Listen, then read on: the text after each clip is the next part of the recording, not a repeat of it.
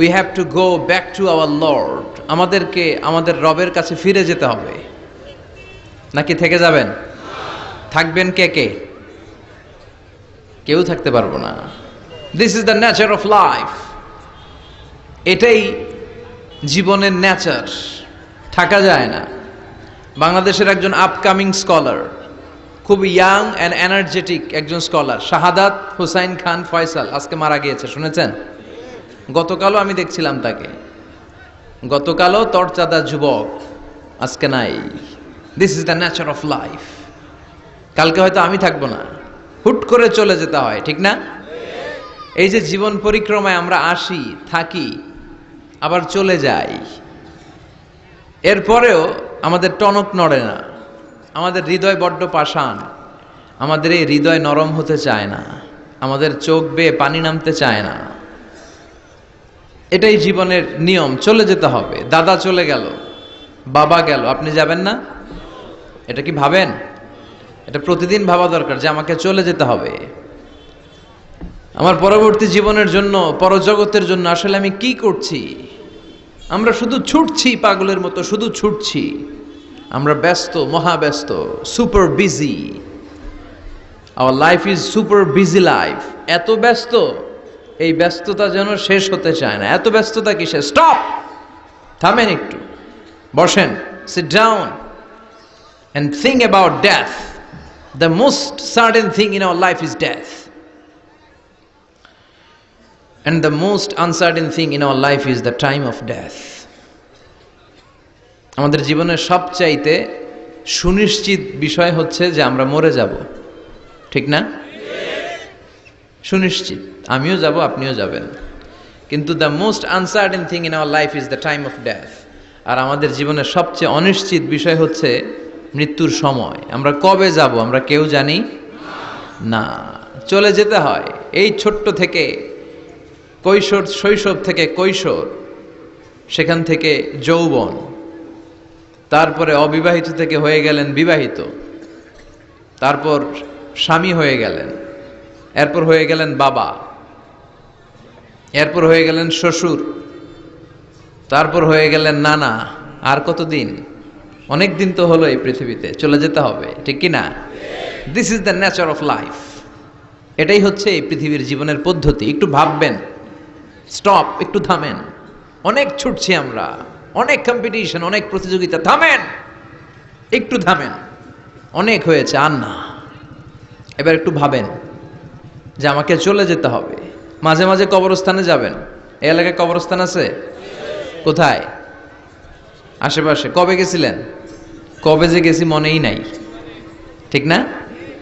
কবরস্থানে যাওয়ার সময়টাও হয় না। একটু যাবেন, যে তাকাবেন যে শুয়ে আছে এখানে, ছোট বাচ্চারা শুয়ে আছে, আমার মতো যুবকরা শুয়ে আছে, বৃদ্ধরা শুয়ে আছে। এখানে যারা ছিল এরাও আমার মতো হুন্ডা হাঁকিয়ে বেড়াতো। এখানে অনেক যুবক শুয়ে আছে যাদের রক্ত আমার চেয়ে বেশি গরম ছিল, যারা বাপের বেটা পালোয়ান ছিল। আজকে সব শেষ, কিচ্ছু নাই, শুধু অন্ধকার আর অন্ধকার। এই অন্ধকার যেন শেষ হতে চায় না। এজন্য একটু থামেন, একটু ভাবেন। Ponder on it, ponder on death, think about the death. মৃত্যু নিয়ে একটু ভাবেন। এই পৃথিবীর এই মরীচিকা, এই লোভ, এই লালসা, এই প্রতিযোগিতামূলক পৃথিবীর মায়াজালে আর কতদিন? একটু ভাবেন যে আমাদেরকে চলে যেতে হবে। এই কথাটাই মূলত আল্লাহ সূরাতে আমাদেরকে মেসেজ আকার দিয়েছেন, ঠিক কিনা? সূরার নাম হচ্ছে সূরাতুত তাকাসুর। কি নাম? কথা বলেন। তাকাসুর। তাকাসুর মানে হচ্ছে বেশি বেশি পাওয়ার লোভ। আরো লাগবে, খেতে পারে 5টা, হাতে নিয়ে রাখছে 10টা, কয় আরো দে। আছে না নাই? আমাদের দেশে বিভিন্ন দোয়া অনুষ্ঠান হয় না? দোয়ার পরে জিলাপি দেয়। আপনাদের এদিকে কি দেয়? জিলাপি দেয়। তো ছোট বাচ্চারা দেখবেন কয়েক জায়গায় জিলাপি দেয়, তো এদিকে 5টা নিছে, ওদিকে 5টা, ওর হাতে আর জায়গা হয় না, এরপর আরো নিতে গেছে ওই জায়গায়। আছে না নাই? এটা হচ্ছে মানুষের বৈশিষ্ট্য। মানুষ আরো চায়, যার আছে বেশি চায় বেশি। যার যত আছে তার তত চাহিদা। যার সাইকেল আছে সে হুন্ডা চায়, ঠিক কিনা? যার হুন্ডা আছে সে প্রাইভেট কার চায়, চায় না? যার প্রাইভেট কার আছে সে প্লেন চায়, একটা প্লেন যদি থাকতো আমার, খালি উঠতাম আকাশে। যার প্লেন আছে ও হেলিকপ্টার চায়, ঠিক কিনা? এই যে চাওয়া, আরো লাগবে, আরো আরো। যার 2 তলা সে 5 তলা বানাতে চায়, ঠিক কিনা? যার 4টা বাড়ি ও 8টা বাড়ি চায়, তাই না? এলাকার মেম্বার চেয়ারম্যান হতে চায়, চেয়ারম্যান এমপি হতে চায়, এমপি মন্ত্রী হতে চায়, মন্ত্রী কি হতে চায়? প্রধানমন্ত্রী হতে চায়। কিন্তু এদেশে অসম্ভব।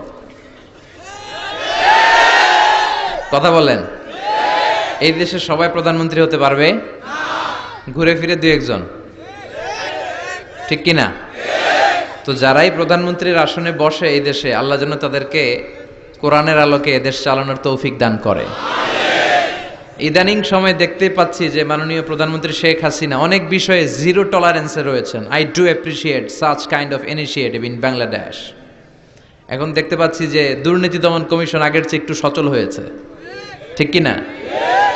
বিভিন্ন মন্ত্রণালয়ের কাজের যে স্পিড, এটা একটু বেড়েছে।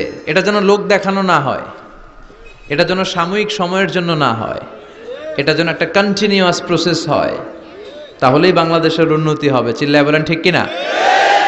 আমরা জনসাধারণ, আমরা খেটে খাওয়া মানুষ, আমরা খুব বেশি কিছু চাই না। আমরা চাই নিরাপত্তা, আমরা চাই দুবেলা দুমুঠো খেয়ে পড়ে থাকার অধিকার, আমরা চাই কথা বলার স্বাধীনতা, আমরা চাই চিন্তার স্বাধীনতা, আমরা চাই আসল অর্থে স্বাধীনতা। চিল্লায় বলেন ঠিক কিনা? এরকম একটা দেশ যেন আমরা গড়তে পারি, আল্লাহ তৌফিক দাও। তাহলে যার আছে যত বেশি, তার চাহিদাও তত বেশি। এজন্য বিষ্ণু বলেছেন, উনজুর ইলা মান হুয়া আসফালা মিন, তোমার চেয়ে যে নিচে আছে তার দিকে তাকাও, তোমার চেয়ে যে উপরের দিকে আছে তার দিকে তাকিও না। উপরের দিকে তাকালে তোমার কষ্ট লাগবে, কিন্তু নিচের দিকে তাকালে তোমার শুকরিয়া আদায় করতে মন চাবে, ঠিক কিনা? শেখ সাদি রাহিমাহুল্লাহ নাম শুনছেন না? ওনার একবার আর্থিক ভাবে খুব খারাপ অবস্থা যাচ্ছিল, ওনার পায়ে জোতা ছিল না। কি ছিল না? তো উনি মন খারাপ যে হায় রে, আমি এত বড় ইরানি কবি, আমি বালাগাল উলা বিকামালিহি কাশাফাদ দুজা বিজামালিহি লিখলাম, ওটা বিশ্বব্যাপী আমার এত নাম দাম, আমার পায়ে জুতা নাই। উনি বেজায় মন খারাপ করে রাস্তায় বেরিয়ে হাঁটছেন খালি পায়ে। হাঁটতে হাঁটতে হঠাৎ একটা লোকের দিকে তাকালেন, দেখলেন ওই লোকের 2টা পাই নাই। কি নাই? পা নাই। এবার উনি আল্লাহর শুকরিয়া করেন যে আল্লাহ অনেক দিয়েছো, অনেক দিয়েছো, শুকর আলহামদুলিল্লাহ। এজন্য আপনার চেয়ে খারাপ অবস্থানে যে আছে তার দিকে একটু তাকান। আপনি আপনার অবস্থানে সন্তুষ্ট না, কিন্তু অনেকে আছে আপনার অবস্থানে আসার জন্য সংগ্রাম করে যাচ্ছে। আপনার অবস্থানটা, আপনার বর্তমান অবস্থানটা অনেকের কাছে স্বপ্ন। সে স্বপ্ন দেখে আপনার জায়গায় পৌঁছার। এজন্য সব অবস্থায় শুকরিয়া করতে হবে। কার? সূরার নাম সূরাতুত তাকাসুর। সূরার নাম কি? তাকাসুর মানে বেশি বেশি চাওয়া। মানুষের স্বভাব হচ্ছে মানুষ বেশি বেশি চায়। রব্বুল আলামিন বলেন, আলহাকুমুত তাকাসুরু হাত্তা যুরতুমুল মাকাবির। দুনিয়ার লোভ লালসা, বেশি বেশি পাওয়ার আকাঙ্ক্ষা তোমাদেরকে একেবারে গাফেল বানিয়ে দিয়েছে। এই গাফলতি কোনোদিন তোমাদের কমবে না যতদিন না তোমরা কবরের বাড়িতে ঢুকবা। কার কথা? রব্বুল আলামিন বলেন, আলহাকুমুত তাকাসুরু হাত্তা যুরতুমুল মাকাবির। দুনিয়ার লোভ লালসা তোমাদেরকে পাগল বানিয়ে দিয়েছে। এই গাফলতি পাগলামি কোনোদিন তোমাদের থামবে না যতদিন না তোমরা কবরে ঢুকবা। কার কথা? কবরে আমাদের ঢুকাই লাগবে, বাঁচার কোনো উপায় আছে? একদিন মাটির ভেতরে হবে ঘরে মন আমার, কেন বান্ধ দালান ঘর, প্রাণ পাখি উড়ে যাবে পিঞ্জর ছেড়ে। ধরা ধামে সবই রবে, তুমি যাবে চলে। বন্ধু বান্ধব যত, মাতা পিতা দ্বারা সুত, সবই হবে তোমার পরে মন আমার, কেন বান্ধ দালান ঘর। একদিন মাটির ভেতরে হবে ঘরে মন আমার, কেন বাঁধো দালান ঘর? ঠিক কি না? মাটির ভেতরে আমাদের যাওয়াই লাগবে, বাঁচার কোনো উপায় আছে? এজন্য রাব্বুল আলামিন বলেন, দুনিয়াতে বেশি বেশি লাগবে, আরো বেশি চাই। এই প্রাচুর্যতার লোভ, সম্পদের লোভ, ক্ষমতার লোভ তোমাদেরকে একেবারেই গাফেল বানিয়ে দিয়েছে। আখিরাতকে একেবারে বেমালুম তোমরা ভুলে গিয়েছো। তোমাদের গাফলতি কমবে না যতদিন না তোমরা কবরের ভিতরে ঢুকবা। ঠিক কি না? কবরে ঢুকার আগ পর্যন্ত এই যে আমাদের আরো চাই, আরো চাই, আরো লাগবে, এটা কোনোদিন কমবে না। একমাত্র কবরই পারে আমাদেরকে স্তব্ধ করে দিতে, আমাদেরকে থামিয়ে দিতে পারে শুধুমাত্র কেবলমাত্র কবর। চিল্লায় বলেন ঠিক কিনা? ওই কবরে ঢোকার আগ পর্যন্ত খালি হাত পাতে, আরো দাও আরো দাও। যারা হাত পাতে এদেরকে আরবিতে বলে ফকির। কি বলে? আল্লাহ বললেন তোদের স্বভাব হচ্ছে ফকিরদের স্বভাব। কার কথা? ইয়া আইয়ুহান নাসু আনতুমুল ফুকারাউ ইলাল্লাহ ওয়াল্লাহু হুয়াল গনিয়ুল হামিদ। ও দুনিয়ার মানুষেরা, তোমরা সবাই ফকির, আসল ধনী একজন। চিল্লায় বলেন তিনি কে? তিনি হচ্ছেন আল্লাহ। তিনি কারো কাছে চায় না, আর সবাই তার কাছে চায়। ঠিক কি না? আমাদের স্বভাব আরো চাই, আরো চাই, আরো চাই। এই স্বভাবটা আমাদের পাল্টাতে হবে। আপনি একটু যোগ বিয়োগ দিবেন যে সুখে শান্তিতে, সুখ শান্তি খুব আপেক্ষিক বিষয়। খেয়াল রাখবেন, সুখ শান্তি টাকা দিয়ে কেনা যায় না। এই কথাটা মনে থাকবে। আপনার যদি টাকার পাহাড় হয়, খেয়াল করে বুঝেন, আপনার যদি টাকার পাহাড় হয়, সম্পদের পাহাড় হয়, আপনি গাড়ি কিনতে পারবেন, বাড়ি কিনতে পারবেন, কিন্তু সুখ কিনতে পারবেন না। সুখ কিনতে পাওয়া যায়? আছে ফেনীতে সুখ এন্টারপ্রাইজ আছে, যে জায়গায় সুখ বিক্রি করে। তাহলে আজকে নিয়ে যাব আমি গাড়িতে কইরা কয়েক কেজি। আছে? আছে না, সুখ কিনতে পাওয়া যায় না। এটা আপেক্ষিক বিষয়। আবার আপনার যদি অনেক টাকা হয়, পয়সা হয়, আপনি খেয়াল রাখবেন, আপনি খাট কিনতে পারবেন, দামি কম্বল কিনতে পারবেন, বালিশ কিনতে পারবেন, কিন্তু ঘুম কিনতে পারবেন না। ঘুম কিনতে পাওয়া যায়? ফেনীতে কেউ বেছে ঘুম? আপনি যদি ডাক্তারের কাছে যেয়ে বলেন, ডাক্তার সাহেব আমারে 5 কেজি ঘুম দেন, ডাক্তার কবে, ধুর মিয়া আমারই ঘুমে ধরে না, আমারই মাঝে মাঝে টেনশনের চোটে ঘুম আসে না, আপনারে কি দিব ঘুমের। তো এই জন্য ঘুম কিনতে পাওয়া যায় না। খেয়াল রাখবেন, সুখ শান্তি এগুলো আল্লাহর দান। অল্পেও সুখ থাকতে পারে। ঠিক কিনা? আপনি বিশ্বনবীর জীবনী পড়ে দেখেন, বিশ্বনবী অল্প খেতেন, অল্প পড়তেন, অল্প জমাতেন, আর অল্পের ভিতরে সুখ দিয়েছে কে? টাকা যার বেশি, দুঃখ তার বেশি। টাকা যার বেশি, কষ্ট তার বেশি। টাকা যার বেশি, টেনশন তার বেশি। আপনি খেয়াল করে দেখেন, যারা বড় বড় ভিআইপিস এন্ড সিআইপিস, অনেকদের সাথে আমাদের পরিচয় আছে। তো ফ্যামিলিগত অনেক বিষয় আমরা কিছুটা জানি। সুখ নাই, শান্তি নাই, খালি কষ্ট আর ব্যারাম। আর কি? ব্যারাম। আরাম আছে ইসলামের ভিতরে। আপনি অল্প খেয়ে অল্প পড়ে শুকর গুজার হবেন, এটার ভিতরে শান্তি আর আরাম ঢুকাই দিয়েছে কে? আপনি খুঁজে দেখবেন যে অনেক কোটি টাকার মালিক, এদেরকে সিআইপি বলে। বড় শিল্পপতিদেরকে কি বলে?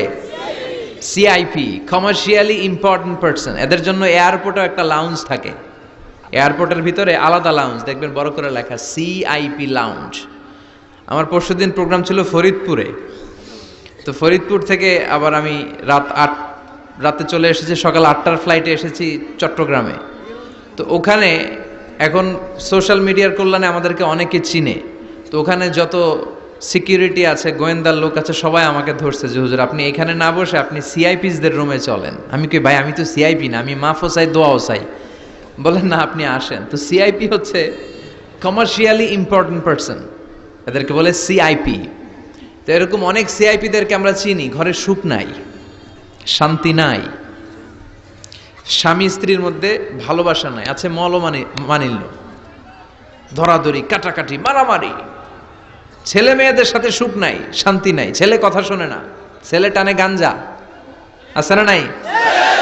মেয়ে করে পরকিয়া, মায় দেখে কিরণমালা। তো এইটা কি কোনো সংসার? এটা জাহান্নামের টুকরা। আচ্ছা এবার আসেন, অল্প পয়সার মানুষ যারা ফ্যাক্টরিতে কাজ করে, রিক্সা চালায়, কুলি মজুর, দেখেন এদের রোগবালাই নাই, কষ্ট নাই, ঘরে শান্তি, নিজেও নামাজ পড়ে, আবার ফ্যামিলিতে যারা আছে ওরাও নামাজ পড়ে, ছেলেটাও নামাজ পড়ে, মেয়েটাও নামাজ পড়ে, ছেলেটাও সূরা ফাতিহা পড়ে, মেয়েটাও পড়ে, আলহামদুলিল্লাহ বলে। এটারে সুখ বলে। সুখ চিনে নিয়ে যান, এটারে টাকা দিয়ে কিনতে পাওয়া যায় না। যারা ধনী, এই সিআইপিসদের টেনশন বেশি, এদের রোগ বেশি, এমনকি এরা খেতেও পারে না। ডাক্তার তাদেরকে খুবই রেস্ট্রিক্টেড একটা ডায়েট প্রেসক্রাইব করে। ডাক্তাররা বলে আপনি গোশত খাবেন না, মাছ খাবেন না, আপনি খাসি খাবেন না, চিংড়ি খাবেন না, শুধু খাবেন ঘাস, শুধু খাবেন সবজি, ভেজিটেবল। খুবই রেস্ট্রিক্টেড ডায়েট। ভেজিটেবল খেতে পারে, অল্প লিমিটেড কিছু ভাত খেতে পারে, রুটি খেতে পারে। তার মানে খাওয়াতে সুখ নাই, ফ্যামিলিতে সুখ নাই, রাতে চোখে ঘুম নাই, ঠিক কিনা? ঘুমের ট্যাবলেট 4টা-5টা খেয়ে এরা ঘুমাতে যায়, এরপর লাফ দিয়ে ওঠে, আছে না নাই? কিন্তু ঘুমের জন্য যে ট্যাবলেট লাগে এটা রিকশাওয়ালারা জানেই না। সুবহানাল্লাহ পড়েন। দিস ইজ কল্ড পিস, এটার বলে শান্তি। এই শান্তি দেওয়ার মালিক কে? এজন্য রব্বুল আলামিন বলেন, আল্লাহকুমুত তাকাসুরু হাত্তা যুরতুমুল মাকাবির। দুনিয়ার লোভ লালসা তোমাদেরকে পাগল বানিয়ে দিয়েছে। এই পাগলামি কমবে না যতদিন না কবরে ঢুকো। কবরে ঢোকার আগ পর্যন্ত এই চাই চাই আরো লাগবে, এই মানসিকতা মানুষের থামবে না। মানুষ শুধু কম্পিটিশন করতে পছন্দ করে, ওর 5 তলা আমার লাগবে 10 তলা। কম্পিটিশন আছে না নাই? ফেনী শহরে আগে 10 তলা কোনো বিল্ডিং ছিল 20 বছর আগে? কথা বলেন, এখন আছে না নাই? ঢাকা শহরে আজ থেকে 20-25 বছর আগে 10 তলা 15 তলা বিল্ডিং খুঁজে পাওয়া যেত সহজে। এখন অলিতে গলিতে বিল্ডিং এর জন্য হাঁটাই যায় না। চিল্লায় বলেন ঠিক কিনা? বিশ্বনবী বললেন, ওয়ান্তাল হুফাতাল উরাতাল আলাতা রিয়া আশ-শাইয়াতাতাওয়ালুনা ফিল বুনিয়ান। কিয়ামতের আগে দেখতে পাবা কিছু লোক যাদের পেটে খাবার ছিল না, গায়ে দেওয়ার মতো জামা ছিল না, সমাজে তাদের কোনো ধরনের নাম আর ডাক ছিল না, তারা হু হু করে বড় লোক হয়ে যাবে। They will start to construct high rises, buildings in the cities. শহরে বড় বড় বিল্ডিং, টাওয়ার বানানোর প্রতিযোগিতা শুরু করবে। চিল্লায় বলেন ঠিক কিনা? এই টাওয়ার বানানোর প্রতিযোগিতা আছে না নাই? টাওয়ারের পর tower, Burj Al Khalifa, Petronas twin tower, Zamzam tower, Kingdom tower, Shanghai tower, গোটা বিশ্বব্যাপী লম্বা লম্বা এই টাওয়ারগুলো আছে না নাই? তার মানে মানুষের এই প্রতিযোগিতামূলক চিন্তাধারা, মেন্টালিটি কখনো কমবে না যতক্ষণ না সে কবরে ঢুকে। চিল্লায় বলেন ঠিক কিনা? আপনি গোটা বিশ্বব্যাপী যদি খেয়াল করেন, যারা বড় বড় ধনকুবের আছে, বর্তমান পৃথিবীতে সবচেয়ে বড় ধনী লোকটার নাম কি চিনেন আপনারা ওনাকে? কি নাম? কত টাকার যে মালিক সে নিজেও জানে না। তার পকেট থেকে যদি 1 বান্ডিল টাকা পড়ে যায়, এই টাকাটা উঠাতে তার যত সময় লাগবে, এটা না উঠায় যদি সে হাঁটে, তার মেধার আইডিয়াগুলোকে কাজে লাগালে এর চেয়ে বেশি টাকা আরো জেনারেট হয়ে যাবে। কি পরিমাণে টাকার মালিক সে! বারেন, ওয়াফেদ বারেন, কি নাম ওর? আল্লাহু আকবার। কত টাকার মালিক সে নিজেও জানে না। প্রিন্স ওয়ালিদ বিন তালালের নাম শুনেছেন? সৌদি ধনকুবের। সৌদি বর্তমান যে বাদশাহ, তার আগের বাদশার ভাগিনা, কিংডম হোল্ডিং কোম্পানির মালিক। তার একটা প্লেন আছে, পার্সোনাল জেট প্লেন, যেটার 70% মেড অফ গোল্ড। একটা বিমান, যে বিমানের 70% স্বর্ণ দিয়ে বানানো। নাউজুবিল্লাহ পড়বেন না? আমার ব্রুনাইতে একটা প্রোগ্রাম ছিল, পৃথিবীর সবচাইতে বড় যে প্যালেস, রাজপ্রাসাদ, এটার নাম হচ্ছে ইস্তানা নুরুল ইমান। প্রায় 2000 কক্ষ আছে ওটার ভেতরে। ওই রুমগুলোর ভেতরে যে কমোড আছে, টয়লেটের কমোড, এগুলো মেড অফ গোল্ড, স্বর্ণ দিয়ে বানানো। নাউজুবিল্লাহ কইবেন না? এই ইস্তানা নুরুল ইমানের মালিক হচ্ছে ব্রুনাইয়ের সুলতান হাসান আল বলখিয়া। তার সংগ্রহে 500টা রোলস রয়েস গাড়ি আছে। কয়টা? যে রোলস রয়েস গুলার কমসে কম দাম হচ্ছে বাংলাদেশি টাকায় 8 থেকে 10 কোটি টাকা। এরকম কয়টা আছে?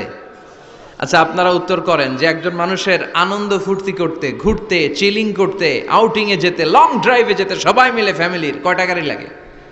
5টা, 10টা? হ্যাঁ, তার সংগ্রহে রোলস রয়েস গাড়ি আছে 500টা।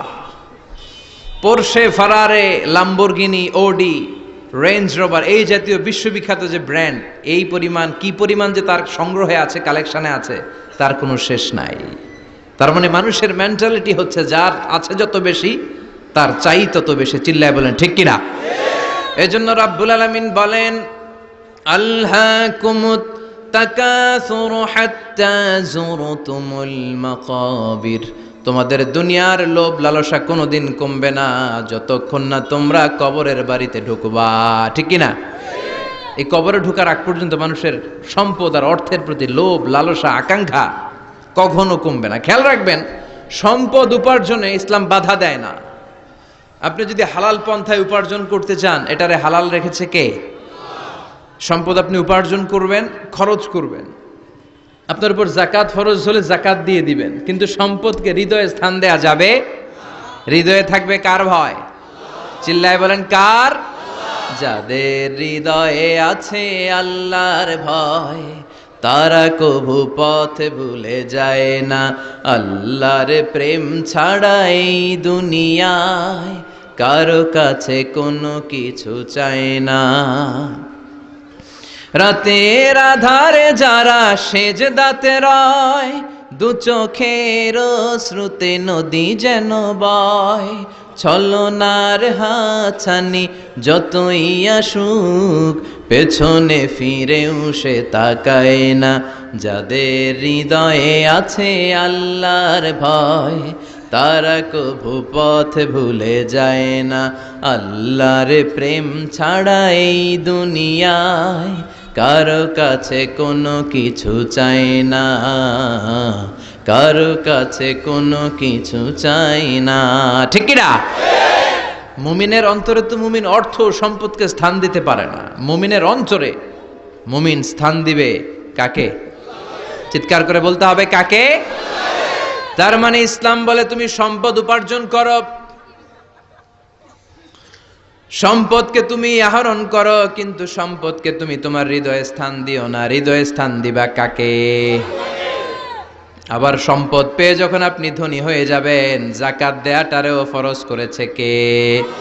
দে জাকাত, দে জাকাত, তোরা দে রে জাকাত, তোর দিল খুলবে পরে, আগে খুলো খাত। দে জাকাত, দে জাকাত, তোরা দে রে জাকাত। পড়ে না আমিন? আপনার দিল পরে খুলবে, আগে খুলতে হবে কি? হাত। হাত যাদের খোলা তাদেরকে পছন্দ করে কে?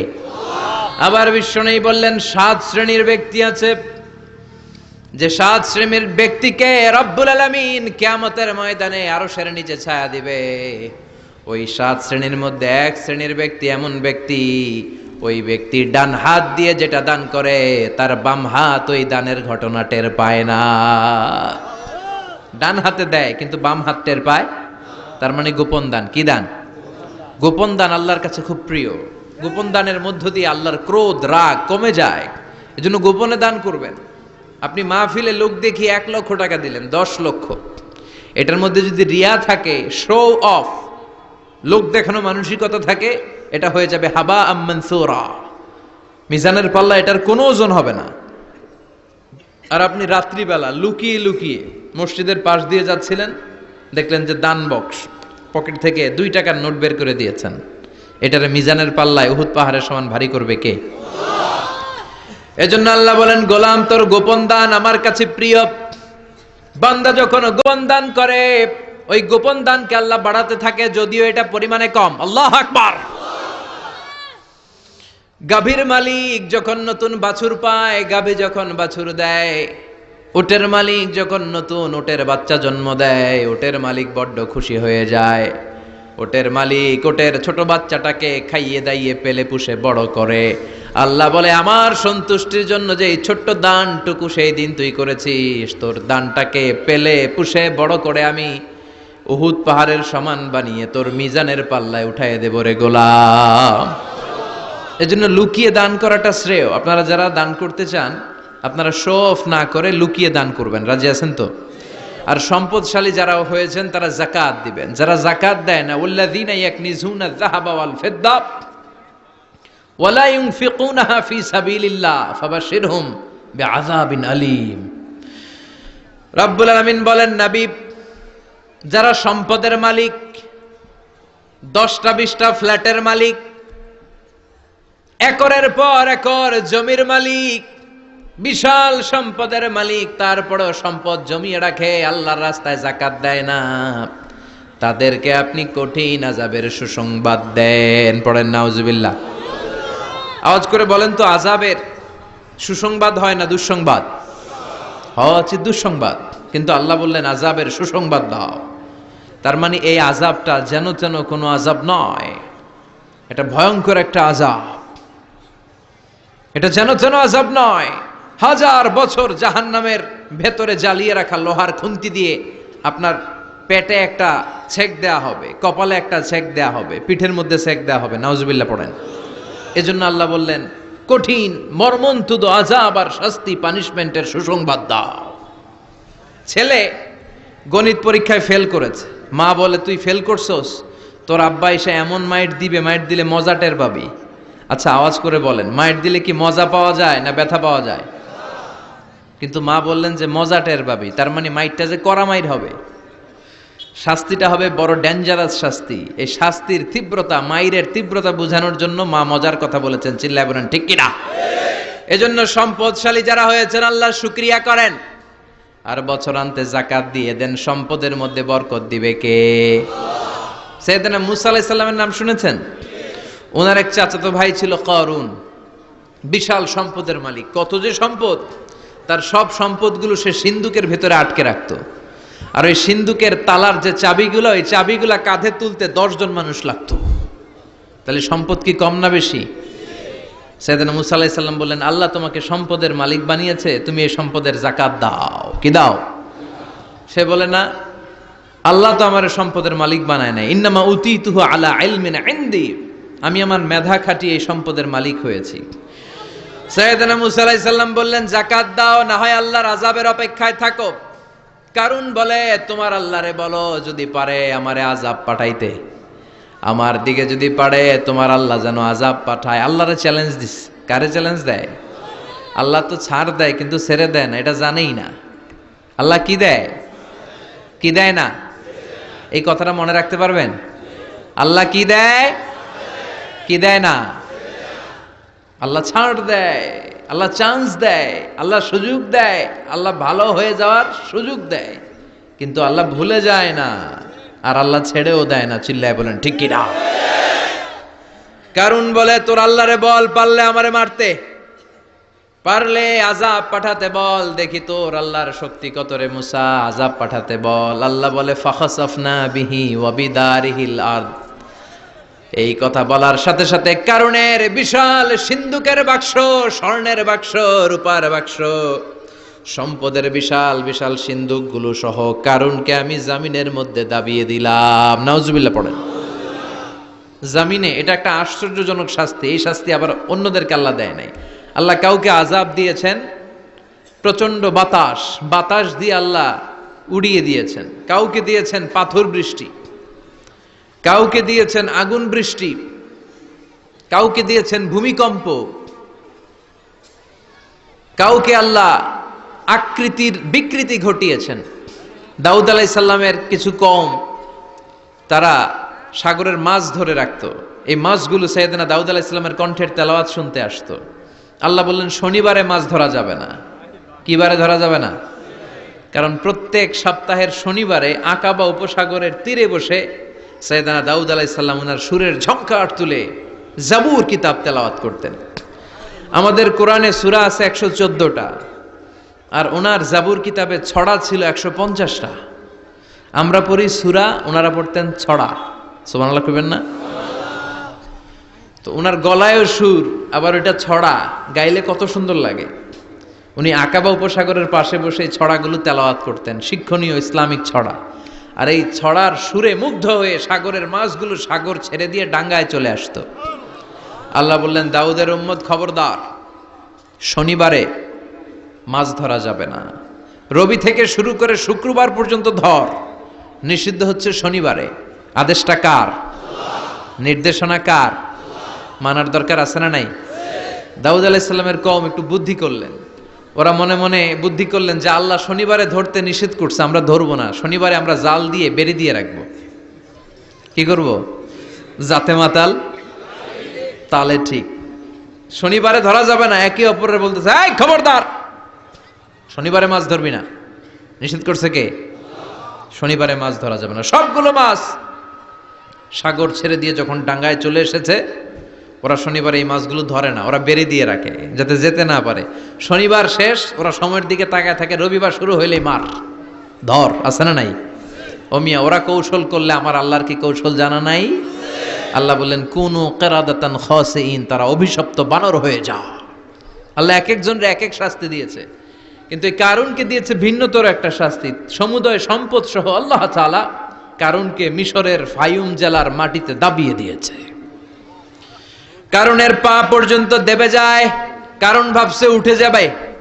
কোমর পর্যন্ত দেবে যায়, কারণ ভেবেছে কিছু হবে না, আমার গায়ে অনেক শক্তি, আমি পার পেয়ে যাব।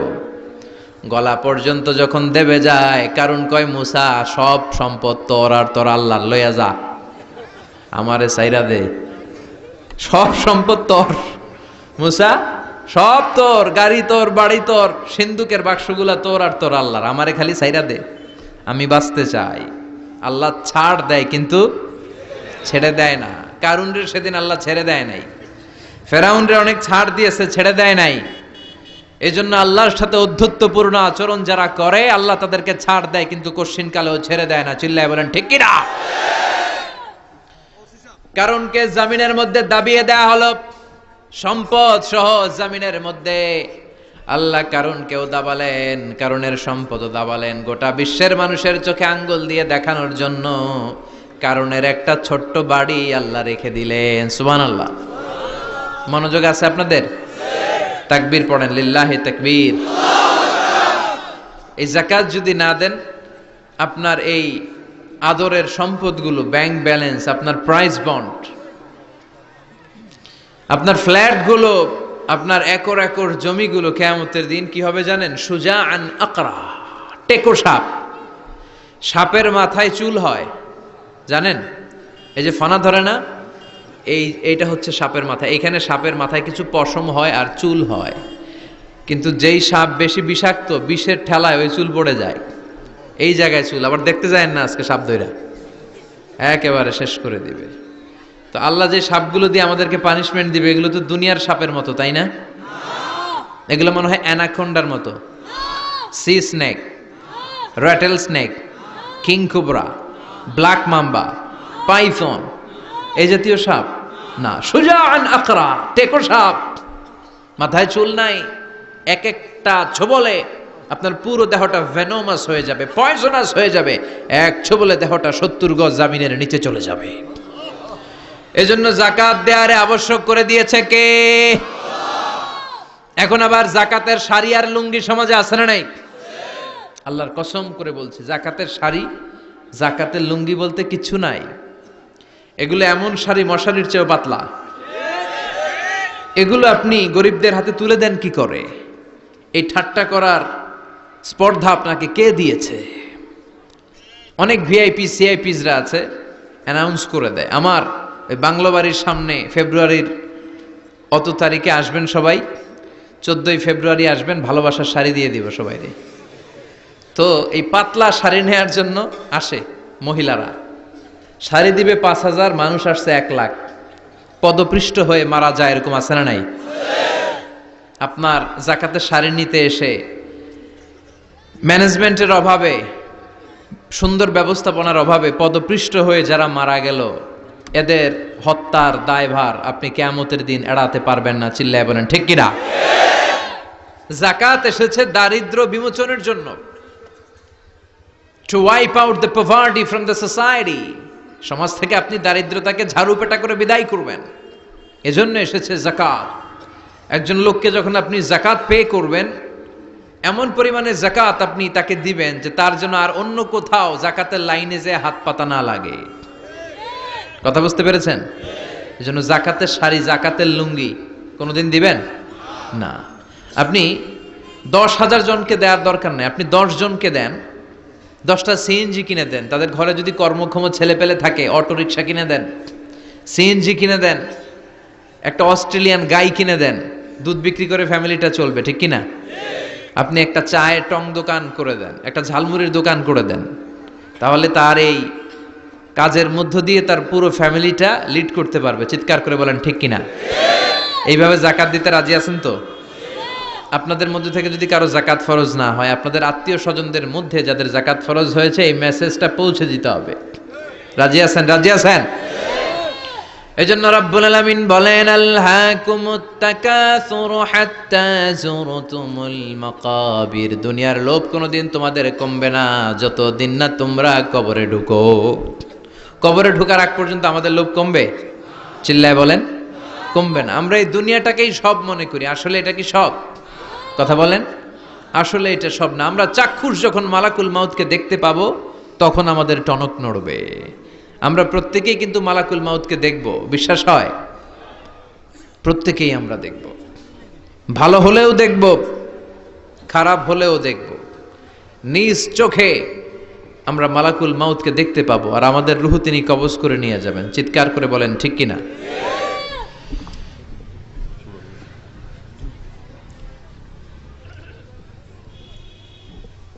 যারা মুমিন বান্দা, যারা ইমানদার, তারা মালাকুল মাউতকে দেখবে খুব সুশ্রী, সুন্দর, সাদা ধবধবে জুব্বা পরা একটা যুবকের বেশে। আলহামদুলিল্লাহ পড়েন। আপনারা ইনশাল্লাহ এই সূরাতে মালাকুল মাউতকে দেখবেন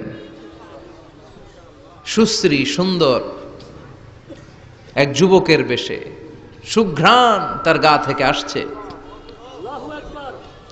সে এসে মুমূর্ষু ব্যক্তির মাথার সামনে বসে পড়ে, বসে বলে, ইয়া আইয়াতুহান নাফসুল মুতমাইন্নাহ, হে প্রশান্ত আত্মা, উখরুজি ইলা মাগফিরাতিল্লাহি ওয়া রিদওয়ানি, আল্লাহর ক্ষমা, আল্লাহর সন্তুষ্টির দিকে তুমি বের হয়ে আসো। বলতে বলতে রুহুটা স্মুথলি মুমিন বান্দার দেহ থেকে বের হয়ে মালাকুল মাউতের হাতে চলে যায়। কাফান মিন আকফানিল জান্নাহ, হানুত মিন হানুতিল জান্নাহ, জান্নাতের হানুত এনে, কাফন এনে মালাকুল মাউত এটাকে খুব সম্মানের সাথে, আমরা বাঁচলেও যেমনি সম্মানিত, আমরা মরে গেলেও। রব্বুল আলামিন বলেন, ওয়ালাকাদ কাররামনা বানি আদম, আমি বনি আদমকে সম্মানিত করেছি। বেঁচে থাকলেও মানুষ সম্মানিত, মরে গেলেও সম্মানিত, ঠিক কিনা? বিশ্বনবী দেখলেন একটা লাশ নিয়ে যাওয়া হচ্ছে, পেছনে পেছনে অনেক মানুষ, লাশ বহনকারী মানুষগুলোরে দেখে বিশ্বনবী সাহাবাদের সাথে বসা ছিলেন, হঠাৎ বিশ্বনবী দাঁড়িয়ে গেলেন।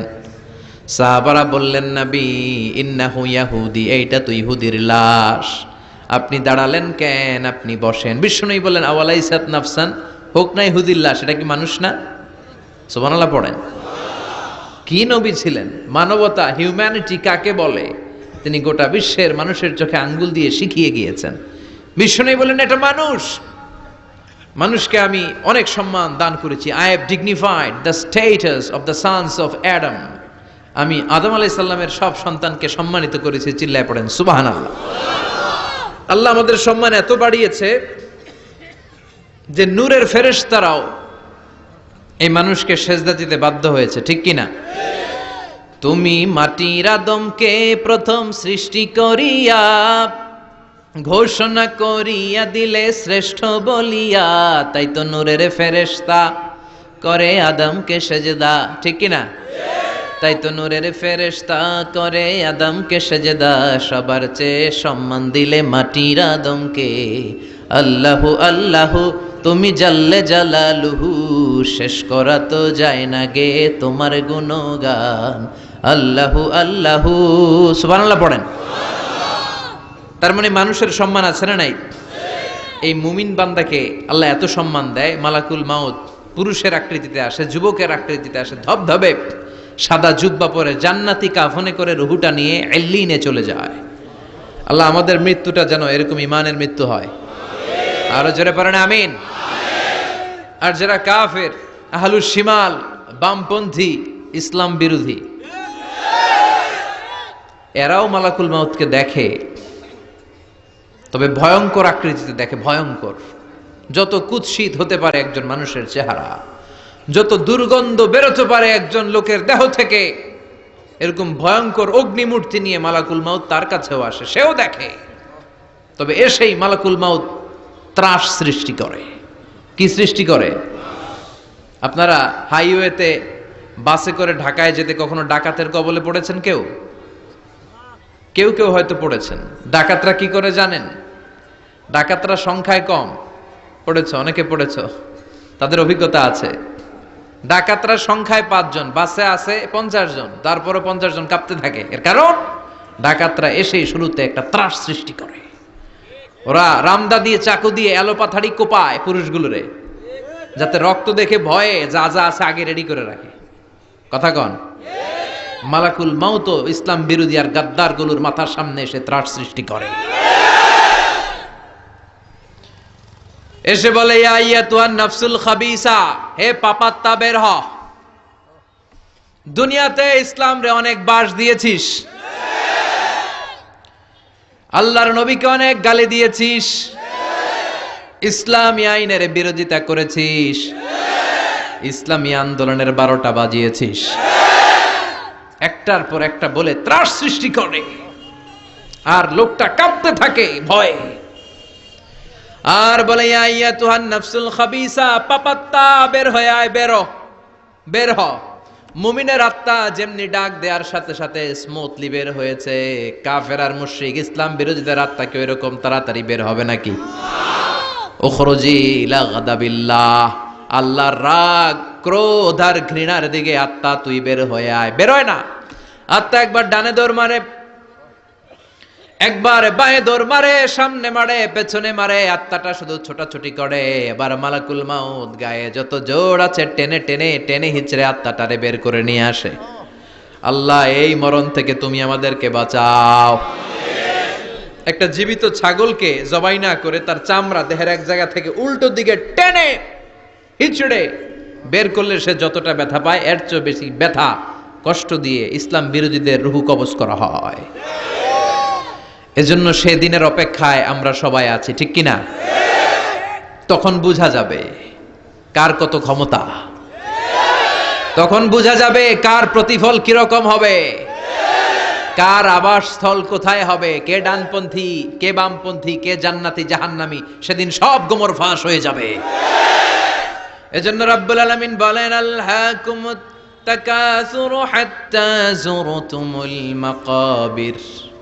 দুনিয়ার লোভ লালসা তোমাদেরকে একেবারে পাগল বানিয়ে ফেলেছে। ক্ষমতার লোভ, টাকার লোভ, খ্যাতির লোভ, যশের লোভ তোমাদেরকে এমন পাগল বানিয়েছে, আখিরাতকে বেমালুম তোমরা ভুলে গিয়েছো। তোমাদের এই গাফলতি কশিনকালেও থামবে না, কমবে না, যতদিন না তোমরা কবরে ঢুকবা, ঠিক কিনা? এজন্য প্রিয় ভাইরা, একটু থামেন, স্টপ, সিট ডাউন, একটু ভাবেন যে আমাদেরকে চলে যেতে হবে। আমরা আজীবন থাকতে আসি নাই। এই দুনিয়াটা একটা মরীচিকা, তাই না? এই পৃথিবীটা একটা মায়াজাল, এটা একটা ধোঁকা। এই মায়াজালের ভেতরে আমরা পড়ে আছি। এই পৃথিবীর দৃষ্টান্ত হচ্ছে 4টা স্বর্ণের টুকরা আর 3টা লাশের মতো। আওয়াজ করে বলেন তো, স্বর্ণের টুকরা কয়টা? লাশ কয়টা? অনেক অনেক আগের জামানায় 3 জন যুবক তাদের কর্মসংস্থানের জন্য বেরিয়েছে। পথিমধ্যে তারা গুপ্তধন পেয়েছে। কি পেয়েছে? 4টা স্বর্ণের টুকরা পেয়ে তো মহা খুশি, আমরা বেঁচে গেলাম, আমরা ধনী হয়ে গেলাম, আর জীবনে আমাদের দুঃখ নাই, কষ্ট নাই। এবার মানুষ 3 জন, স্বর্ণের টুকরা 4টা, একটু ঝামেলা হয়ে গেল না? 4 জনে 4টা পাইলে ভালো হতো না? মানুষ কয়জন? স্বর্ণের টুকরা কয়টা? 4টা। এবার তারা বলতে লাগলো, আমাদের প্রচন্ড ক্ষুধা পেয়েছে। একজনকে বললো, তুই বাজারে যা, বাজার থেকে রুটি কিনে নিয়ে আয়। সে রুটি কিনতে গেল। আর এই 2 জন মিলে ভাবতে লাগলো, শয়তানের ওয়াসওয়াসায় পড়ে একটা কাজ করি, যেটারে রুটি আনতে পাঠাইছে ওটারে যদি শেষ করে দিতে পারি, মানে ওটার কেল্লা যদি ফতে করে দিতে পারি, তাহলে তো আর ভাগাভাগির কোনো কাজ নাই। স্বর্ণ 4টা, তুই পাবি 2টা, আমি পাবো। আর যে রুটি আনতে গিয়েছে সে মনে মনে ভাবে রুটিতে যদি বিষ মাখায় নিতে পারি। দেখছেন খেলা? আল্লাহু আকবার। রুটিতে কি মাখায় নিতে পারি? বিষ। তাহলে এই দুইটারে বিষ মাখানো রুটি খাওয়ায় দিলাম, চারটাই আমার আর ধরে কে? তো যেই চিন্তা ওই কাজ। ওরাও রুটির সাথে, উনিও রুটির সাথে বিষ মাখাইছে, এরাও রেডি হয়ে আছে কখন আসবে। আসার সাথে সাথে ওইটারে ধইরা আইজো মায়ের কাইলো মায়ের মাইরা ওইটার ভর্তা বানায় ফেলাইছে। ওইটা অক্কা পাইছে, শেষ। এবার দুই বন্ধু মহা খুশি, তুই দুইটা আমি দুইটা, লাফাইতেছে আনন্দে। এক বন্ধু কয় লাফাইস কম, ক্ষুধা লাগছে অনেক, আগে খেয়ে নেই। আয় কি করি, এবার প্যাকেট থেকে বিষ মাখানো রুটি বের করে রুটি খাই, ওই দুইটাও শেষ। চারটা স্বর্ণের টুকরার জায়গায় পড়ে আছে, আর তিনটা লাশ পাশে পড়ে আছে। হাযিহি মাসালু হায়াতিদ দুনিয়া, এটাই তো দুনিয়ার জীবনের দৃষ্টান্ত। বাড়ির জায়গায় বাড়ি পড়ে থাকবে, ক্ষমতার মসনদের চেয়ারটা জায়গায় পড়ে থাকবে, মানুষগুলো থাকবে না, ঠিক কিনা? আপনি খেয়াল করে দেখেন, আপনারা যদি কেউ জিজ্ঞেস করে ভাই এই বাংলো বাড়িটা কার, আপনি খুব গর্ববোধ করে বলেন যে এটা আমার বাড়ি, বলেন না? একটু খেয়াল করেন, আপনার বাবা যখন এই বাড়িতে থাকতো, কেউ যখন জিজ্ঞেস করতো বাড়িটা কার, আপনার বাবাও বলতো এটা আমার বাড়ি। আপনার দাদাও খুব পরিচয় দিত, এটা আমার বাড়ি, এই বাড়ি কার? আমার। আপনার দাদার দাদার দাদাও বলতো এটা আমার বাড়ি। আপনি মরে গেলে এই বাড়িটাই, যেটারে আপনি আমার আমার বলে আগলে রাখতেন, আপনার ছেলে তখন শুরু করবে আমার। কথা কন? ছেলে মরে গেলে নাতি বলবে আমার। ছেলে বা নাতি যদি এই জায়গাটা বাড়িটা বিক্রি করে দেয়, যাদের কাছে বিক্রি করা হলো, তখন তারা শুরু করবে আমার, ঠিক কিনা? পরের জায়গা পরের বাড়ি, ঘর বাঁধিয়ায় আমি রই, আমি তো সেই ঘরের মালিক নই। সবকিছুর আসল মালিক কে? সেজন্য আল্লাহ বললেন আলহাকুমুত তাকাসুরু হাত্তা যুরতুমুল মাকাবির, দুনিয়ার লোভ লালসা তোমাদের কমবে না যতদিন না তোমরা কবরে ঢুকবা। বিষ্ণু বললেন লাউ আন্না লিকুল্লি ইবনি আদম ওয়াদিয়ান মিন যাহাব, পৃথিবীর প্রত্যেকটা মানুষকে যদি আল্লাহ একটা করে স্বর্ণের পাহাড়ের মালিক বানিয়ে দেয়, আহাব্বা আইয়াকুনা লাহু ওয়াদিয়ান, সে আরো একটা স্বর্ণের পাহাড়ের মালিক হওয়ার চেষ্টা করবে। ওয়ালাই ইয়ামলা আফাহু ইল্লা তুরাব, কবরের মাটি ছাড়া তার এই লোভ লালসা, অতিরিক্ত চাওয়া পাওয়ার ইচ্ছা কোনোদিন কেউ থামাতে পারবে না। একটু বুঝে শুনে উত্তর দেন, একটা স্বর্ণের পাহাড়ের মালিক যদি আমি হই, আমি আমার 14 পুরুষ এটারে বিক্রি করে করে খেয়েও কি শেষ করতে পারবো? আপনি পাহাড় দেখছেন কত বড়, যে স্বর্ণের পাহাড় যদি হয়, এটার বেচে খেয়ে মজমাস্তি করে আমাদের 14 পুরুষের জীবন কেটে যাবে, তাহলে আরেকটা পাহাড় দিয়ে আমি কি করব? এটা মানুষের স্বভাব, যার আছে বেশি সে চায় বেশি। আল্লাহ বলে থাম, একটু থাম, অনেক হয়েছে, আর না, তোমাকে চলে যেতে হবে। এই পাগলামির মায়া জালে আর পড়ে থেকো না, ঘুমন্ত বিবেকটাকে জাগাও, আখিরাতের সামানা তৈরি করো। চিল্লায় বলেন ঠিক কিনা? হাত্তা যুরতুমুল মাকাবির, এই কবর জিয়ারত তোমাকে করতে হবে। কবর হলো এমন জায়গা, এটা হলো মরণের পরে আখিরাতের প্রথম ধাপ। বিষ্ণু বললেন এই ধাপটা যদি সহজ হয়, আখিরাতের বাকি ধাপগুলোরে সহজ করে দিবে কে? আর এই কবরের প্রশ্নের উত্তর যদি উল্টা পাল্টা হয়ে যায়, প্রথম ধাপের প্রশ্নের উত্তর যদি গোলমাল পেকে যায়, পরের ধাপগুলোতে মায়ের আছে না নাই? বিষ্ণু বললেন মুমিনদের জন্য এই কবরে প্রশ্ন থাকবে কয়টা? কথা কন? 4টা। যারা ইসলাম বিরোধী, যারা কাফের, যারা মুশরিক, যারা বামপন্থী, তাদের থাকবে 3টা। মুমিনদের জন্য 4টা। মুমিনদের প্রথম প্রশ্ন, হু ইজ ইউর লর্ড? মার রব্বুক, তোর রবের নাম কি? চিল্লায় বলেন আমাদের রব কে? আল্লাহ আমারে রব, দমে দমে তনু মনে তারি অনুভব। আল্লাহ আমারে রব, তোমার দুনিয়াতে আমি যেদিকে তাকাই, অথই নিয়ামাতে ডুবে আছি সবাই। পাক পাখালির গানে শুনি তাসবিহ কল রব, পড়েন আল্লাহ আমারে রব, প্রথম প্রশ্ন করা হবে মার রব্বুক, তোর রবের নাম কি? চিল্লায় বলেন আমাদের রব কে। দ্বিতীয় প্রশ্ন ওমা দীনুক, তোর ধর্মের নাম কি? আমাদের ধর্মের নাম কি? বিশ্বনবীর চেহারা দেখিয়ে বলা হবে আতারিফু মান হাযার রাজুল, এই লোকটারে চিনো কিনা? আমরা বলবো চিনি, উনি আমাদের পেয়ারা নবী, ঠিক কিনা? চাঁদের চেয়ে সুন্দর তুমি নবী আমার কমলিহিওয়ালা, দু জাহানের বাদশাহ তুমি প্যারা নবী সাল্লে আলা, দু জাহানের বাদশাহ তুমি প্যারা নবী সাল্লে আলা, চাঁদের চেয়ে সুন্দর তুমি নবী আমার কমলিহিওয়ালা। সুবহানাল্লাহ পড়েন। আমরা বিশ্বনবীর চেহারা দেখা মাত্রই চিনে যাব, ঠিক কিনা? আমরা বলবো এই লোককে চিনি, মানি উনি ছিল আমাদের জান, আমাদের প্রাণ, আমাদের কলিজা। এই নবীর জন্য আমরা সব করতে রাজি। এই নবীর সম্মান আর ইজ্জত বাঁচাতে আমরা দেহের তাজা রক্ত ঢালতে রাজি। এই নবী আমাদের সব। এই নবীর সুপারিশ ছাড়া আমি জান্নাতে যেতে পারবো না। এই নবীর আমরা চিনি, মানি উনি তো আমাদের পেয়ারা নবী। এই তিনটা প্রশ্নের উত্তর যখন পেরে যাবেন আপনারা ইনশাআল্লাহ, চতুর্থ একটা প্রশ্ন, ওয়ামা ইলমুক, হোয়াটস ইউর নলেজ? তুমি কিভাবে শিখলা? তুমি কি নকল করে শিখেছো না জেনে বুঝে? আপনাকে বলতে হবে কোরআন থেকে জেনে, হাদিস থেকে মেনে মেনে আমি শিখেছি। চারটা প্রশ্নের উত্তর যখন আপনি করে ফেলবেন, ফেরেশতারা বলবে আহলান সাহলান মারহাবান বিক, খোশ আমদেদ, সুস্বাগতম, তুমি তো কপালওয়ালা। আলহামদুলিল্লাহ পড়েন। ইফতাহু লাহু বাবুন ইলাল জান্নাহ, তার কবর থেকে জান্নাতের দিকে একটা দরজা খুলে দেয়া হবে। ওয়া ইফসাহু লাহু কবরুহু 70 যিরান, তার কবরটারে 70 হাত লম্বা বানিয়ে দেয়া হবে। ওয়া ইউলবাসু মিন লিবাসি আহলিল জান্নাহ, জান্নাতের দুইটা পোশাক তার গায়ের মধ্যে পরিয়ে দেয়া হবে। এরপরে ফেরেশতারা বলবেন নাম কানাউমিল আরুস, ঘুমাও। বাসর রাতে বর যেমনি কনেকে নিয়ে প্রশান্তির ঘুম দেয়, আনন্দের ঘুম দাও, ঘুমাও। আপনি আরামসে ঘুমাবেন। আলহামদুলিল্লাহ পড়েন। এই ঘুম আপনার ভাঙবে না যতক্ষণ না ইসরাফিলের সিঙ্গার ফুৎকার না আসে।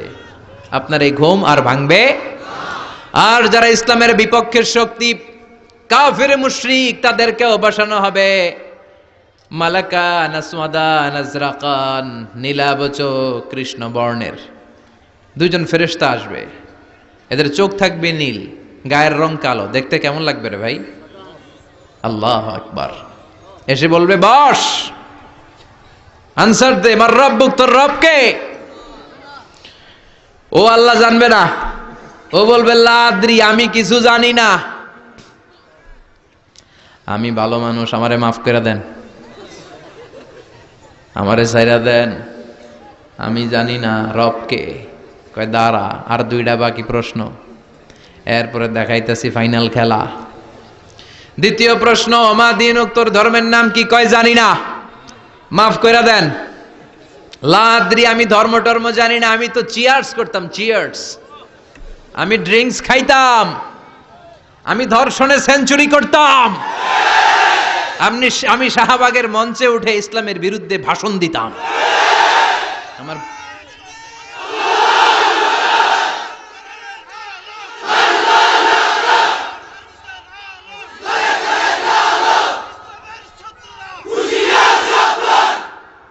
সে পাগলের মতো বলবে লা আদ্রি, আমি কিছু জানি না, আমি কিচ্ছু মনে করতে পারছি না, কে আমার রব? আমার কিছু মনে নাই, আমার জীবনটা আমি ডেডিকেট করেছি ইসলামের বিপক্ষে, আমার জীবনটা আমি শেষ করেছি কোরআনের বিপক্ষে। দুইটা প্রশ্ন শেষ, বাকি কয়টা?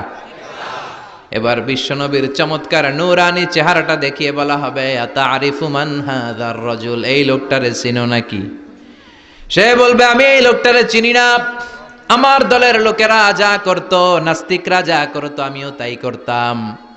সবাই লোকটারে গালি দিত, আমি ওই লোকটারে গালি দিতাম। আমি এই নবীর বিরুদ্ধে ব্লগের মধ্যে উল্টা পাল্টা লিখতাম। আছে না নাই? ফেরেশতারা বলবে লা দারাইতা ওয়ালা তারাইতা, তুই তো পোড়া কপাল, তুই তো একটা প্রশ্নের উত্তর করতে পারলি না। ফায়ুতরাকু বিমাতারিক মিন হাদিদ, লোহার হ্যামার দিয়ে এবার পিটিয়ে পিটিয়ে ওর গায়ের গোশতগুলো থেতলে ফেলা হবে। ওয়ায়ুকালু লিল আরদি, জমিনকে বলা হবে ইলতাইমি, ও কবরের জমিন, কবরের মাটি, দুই দিক থেকে তুই চাপা দে। কি দে? দুই দিক থেকে চাপা মার। এক একটা চাপার চোটে পাজরের হাড়গুলো ভেঙে টুকরো টুকরো হয়ে যাবে। আল্লাহ, এই পরিস্থিতি থেকে, ওই কঠিন বিপদের দিন তুমি আমাদের বাঁচিয়ে দিও। আমরা যেন সবগুলো প্রশ্নের যথাযথ উত্তর করতে পারি, তুমি তৌফিক দাও। এজন্য আল্লাহ বললেন, আল্হাকুমুত তাকাসুরু হাত্তা যুরতুমুল মাকাবির, তোমাদের লোভ লালসা কোনোদিন কমবে না যতদিন না তোমরা কবরের ভেতরে ঢুকো। এই কবরে আমাদেরকে যেতে হবে, ঠিক কি না? এটা থেকে পালাবার কোনো সুযোগ আছে? কোনোভাবে বেঁচে থাকা যাবে? এজন্য মাঝে মাঝে কবরে যাবেন। কই যাবেন? বিশ্বনবী বলেছেন, নাহাইতুকুম আন জিয়ারাতিল কুবুর, একটা সময় তোমাদেরকে কবর জিয়ারত করতে নিষেধ করেছিলাম। আল আনা ফাজুরুহা ফাইন্নাহা তুযাক্কিরুল আখিরা, তবে এখন সমস্যা নাই, এখন কবর জিয়ারত করো, কেননা কবর জিয়ারত করলে আখিরাতের কথা স্মরণ করায় দেয় কে? মাঝে মাঝে কবরস্থানে যাবেন আর ভাববেন যে এখানে আমাকে আসতে হবে, চলে যেতে হবে আমাকে, এটা আমার আসল জায়গা। তবে মহিলারা যাবেন না, কারণ মহিলারা লাশ, কবর আর রক্ত দেখলে সহ্য করতে পারে না, তারা বিলাপ শুরু করে দেয়। আছে না নাই? ও মা গো, মইরা গেল গো, কই গেল রে, আছে না নাই? চুল টানে, লাফালাফি, বিলাপ করে নারীরা। হৃদয় নরম তো, এদের হৃদয় আবার খুব নরম। তো এই জন্য নারীরা কবরে যাবেন না, আপনারা কবরের বাইরে থেকে আপনার আব্বার জন্য দোয়া করে ফেলবেন। পুরুষরা যাবেন, প্রায় কবরে যাবেন। কবরের চারদিকে ডিজাইন করে বড় দেয়াল, গম্বুজ, এগুলো করা যাবে না। আর কবরে পড়ে থাকা ব্যক্তির কাছে কিছু চাওয়া যাবে? চাইতে হবে কার কাছে? ইদা সাআলতা ফাসআলিল্লাহ ওয়া ইদা ইসতাআনতা ফাসতাইন বিল্লাহ, যদি চাইতে হয় কার কাছে চাও? সাহায্যের দরকার, কে সাহায্য পাঠাতে পারে? এজন্য বিপদে আপদে সব সময় কার কাছে চাবো? বিশ্বনবীর কবরের সামনে দাঁড়িয়েও কিছু চাওয়া যাবে? যাবে না, কারণ বিশ্বনবীও চাইতেন কার কাছে? বিশ্বনবী নিজেই চাইতেন আল্লাহর কাছে। এজন্য আমাদেরও চাইতে হবে কার কাছে? আল মাইয়িতু ফিল কবর কাল গরীকু ফিল বাহর, সাঁতার না জানা ব্যক্তি সাগরে পড়ে গেলে যেমন অসহায়, মরে গেলে মানুষটা তার চেয়েও বেশি অসহায়, ঠিক কি না? অসহায় কবরের মানুষ আপনারে কি দিবে? দিবেন তো আপনি। আপনি যেই তার জন্য দোয়া করবেন, ফাতিহা পাঠ করবেন, ইখলাস পাঠ করবেন, তার জন্য মাগফিরাত কামনা করবেন, আপনি দোয়া করলে তার জীবনের গুনাহ ক্ষমা করে দিবে কে? কিন্তু সে কি আপনার বিপদ থেকে মুক্ত করতে পারে? তাহলে এই সূরাতুত তাকাসুর থেকে আমাদের জীবনের জন্য শিক্ষা হচ্ছে, we have to go back to our Lord. আমাদেরকে আমাদের রবের কাছে হাজিরা দিতে হবে, আমাদের কিন্তু ফিরে যেতে হবে। এই চিন্তাটা আমাদের মাথায় রাখার দরকার আছে না নাই? চিল্লায় বলেন, মাথায় রাখার দরকার আছে না নাই? আজকে থেকে মাঝে মাঝে একটু ভাবা যাবে না যে আমাদেরকে চলে যেতে হবে? সাইয়েদনা ওমরে ফারুক বলতেন, মুতু ক্বাবলা আন তামুতু, মরার আগে একবার মরো। হাসিবু ক্বাবলা আন তুহাসাবু, আল্লাহ তোমার হিসাব নেওয়ার আগে তুমি একবার তোমার নিজের হিসাব নাও। বাড়িতে বসে দাগ কাটবেন, ভালো কাজ খারাপ কাজ লিখবেন, ভালো কয়টা করছেন, খারাপ কয়টা করছেন, এবার নিজে একটু হিসাব করেন আপনার অবস্থা কি হতে পারে। বিছানায় একবার চোখ বন্ধ করে লম্বা হয়ে শটান হয়ে শুয়ে যান, আর ভাবেন আপনি নাই। লোকজন কান্নাকাটি করবে, অ্যানাউন্স করা হবে আমাদের অমুক ভাই দুনিয়াতে নাই। বিকেল 4টায় জানাজা শুরু হয়ে যাবে। হাজার হাজার আপনার বন্ধু বান্ধবরা এসে কাঁদবে, জানাজা দিয়ে খাটিয়াতে করে কবরে রেখে দিয়ে আসবে। কেউ সাথে যাবে না, কেউ না। এই ঘটনাটা আমার, আপনার, আমাদের সকলের জীবনে ঘটতে যাচ্ছে। গোয়িং টু হ্যাপেন ভেরি সুনার, খুবই দ্রুত হতে যাচ্ছে। কবে হতে যাচ্ছে আমরা কেউ জানি না। The most certain thing in our life is death, and the most uncertain thing in our life is the time of death. আমরা চলে যাব, এটা নিশ্চিত। কবে যাব কেউ জানি না। তাই আসুন আমরা প্রতিদিন কবরের কথা অনেকবার স্মরণ করি। আল্লাহ আমাদেরকে বোঝার তৌফিক দান করো।